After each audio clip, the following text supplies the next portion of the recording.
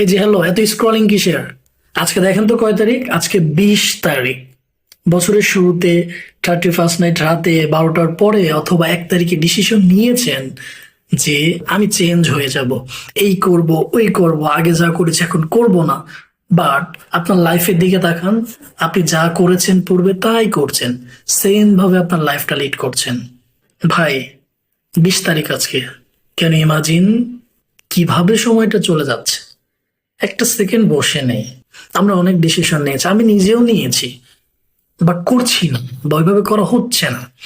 আমি আপনাকে স্মরণ করিয়ে দেই ভাই, ফিরে আসেন। যেটা করতে চাচ্ছেন, লাইফে অনেক কিছু করতে চান, ভালো কিছু দেখতে চান, নিজেকে ভালো অবস্থায় নিয়ে যেতে চান, তাহলে আজকে 20 তারিখ, নতুন করে আবার শুরু করে দেন।